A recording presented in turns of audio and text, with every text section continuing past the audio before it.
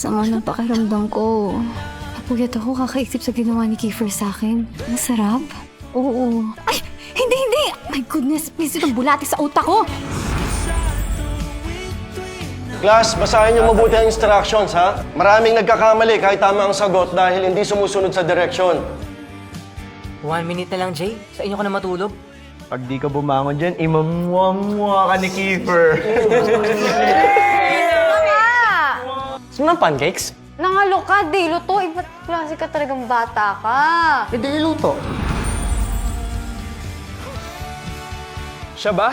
Bata, nasan yung pera ng girlfriend ko? Ninakaw ng lalaki niya ng pera ko. Dapat dito sinasapa kay Maldita. Ginawa mo na naman? Bakit di mo sa akin sinabi? Akala ko ba may tiwala ka sa akin? Akala ko ba ST tayo? Parang mo na Jay! rin pinatunayan na totoo yung sinasabi na! Jay!